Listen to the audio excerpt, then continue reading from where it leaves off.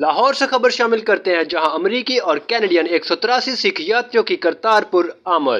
یاتریوں نے کرتارپور پہنچ کر بابا گرو نانک دیو جی کی سمادھی کے درشن کیے اور گردوارہ صاحب میں اپنی مذہبی رسومات ادا کرنے کے ساتھ ساتھ لنگر خانے میں کھانا کھایا اور کرتارپور کوریڈور کا دورہ کیا۔ ان کے دورے میں بہترین انتظامات ہونے پر انہوں نے حکومت کا شکریہ ادا کیا۔